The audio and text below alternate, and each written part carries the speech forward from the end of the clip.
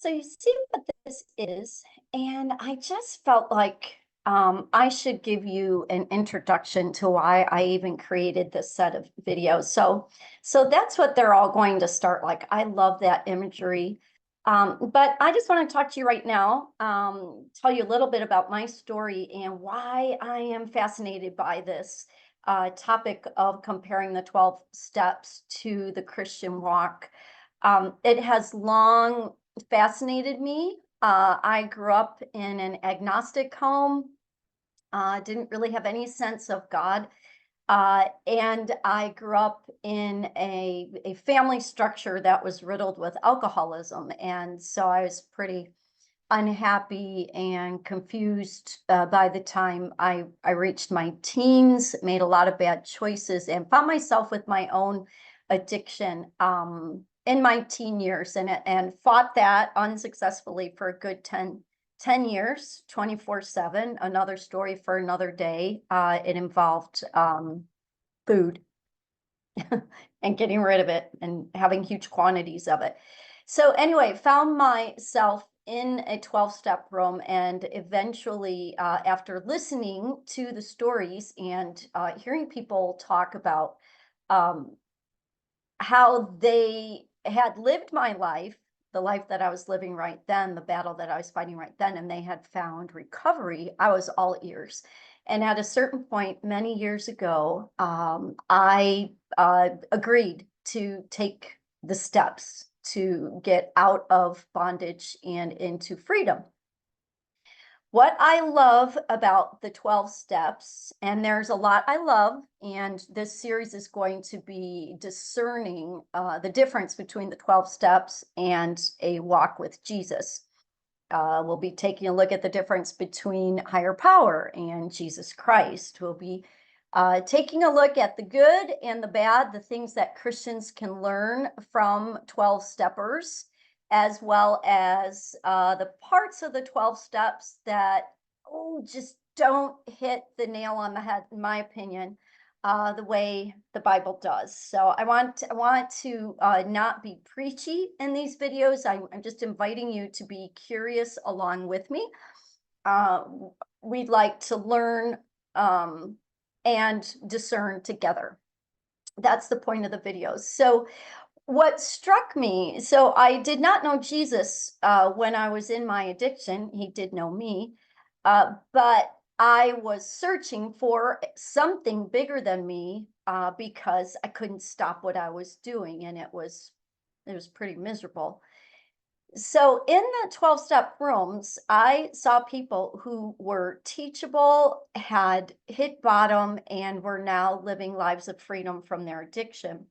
And I was very interested. And the program is systematic. It's not, I had been in support groups where you sit around and commiserate about your mutual problem. But the 12 steps give you a pathway out. They tell you what to do, and when you work it, it works, and you find some freedom from your addiction. And you learn pretty early on that you can't just have the addiction removed without a complete transformation of the way you do life. And let's say the fuel that you run on. There's a complete transformation needed, and then the addictive cravings pretty much disappear. So when I then was found by Jesus, when I was clean and abstinent enough to even notice that I had spiritual hunger and Jesus was there waiting for me, I was happily brought to my first church experience pretty much ever. And I thought I was surrounded by Christians who were like my 12 steppers, that they were totally humble about their condition, that they were absolutely dependent upon God because they knew they had no other option. They were not trustful or even desirous of running their own lives, that they were quick to admit fault, that they lived in accountable relationships. These were all things that I had learned before Jesus, before meeting Jesus, around the 12-step tables. And yet I early on into my church Christian experience, I found there were a lot of believers who were running their own lives, were not surrendered, were not seeking God's will, were pretty much praying hard for their will. They were very comfortable hiding or excusing little bad habits or sins along the way. In the 12-step rooms, you learn that you are as sick as the secrets you keep. You got to get them out in the open. And if you hide any unworthy behavior, you can go right back into your addiction. So there's a real hunger to stay clean and accountable. And I found that missing in Christian circles for the most part. And bear in mind that I think all along God was preparing me to create heartcleanse.org, which is systematic discipleship. We all get discipled because the Lord wants to sanctify us. But what I couldn't find in the church was systematic discipleship, where we started at the beginning, cleaned out all the baggage that we had acquired before we learned a better way, and kept us in constant contact with God. So I'm not saying heart cleanse is the one and only way. I'm saying that God was growing that workshop in me, and so probably that's why he gave me these curious eyes when I saw what I thought to be missing in the church that's not missing in a 12-step room. And yet in a 12-step room, you have a lot of people that aren't even Christians. They're not saved, but they are experiencing new and growing levels of freedom. And I do attribute that to God. It's only the power of the Holy Spirit that gives us the freedom and joy that is our birthright to enjoy. But these people in the 12-step rooms, I was being taught, I was watching people live out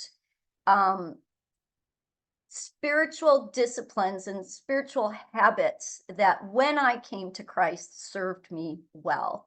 So anyway, I stay in contact with my 12-step groups. I'm forever grateful to these people that love me as I am, where I can be very honest and vulnerable and no one tries to fix me. I come from a generations long family tree of addiction, and in that system into which I was born, I picked up a lot of subconscious habits that don't serve me well and certainly don't glorify the Lord. So my Al-Anon groups, that's the group that I freely admit I attend now. It keeps me sane. It humbles me. It reminds me that I don't have my act all together just because I'm a Christian. I need help on a daily basis. And yet, the life as a saved Christian and the path of sanctification is in many respects something different.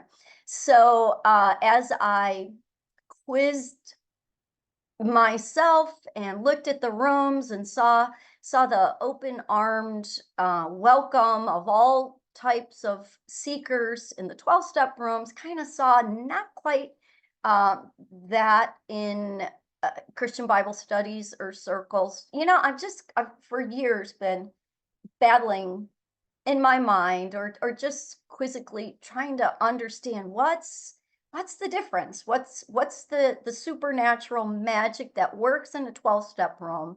And where's the biblical directive to do the same in the church? And how can we foster that same sort of vulnerable, mutual accountability, honesty, dependence on God, and moving forward, sanctifying growth in the Christian world? So anyway, that's my story, and that's why I am creating this series. I'm going to share what I've been learning and discerning in my own path, and I'm going to invite you to do the same. So I think there's some unfortunate prejudice against the 12 steps, especially in conservative Christian circles, and I think that I'd like to talk about it. So there will be a series of 12 videos, one comparing each step with the Christian growth path equivalent, and then a bunch of questions for you to journal about yourself. So take what you like and leave the rest, and see you at video number 1.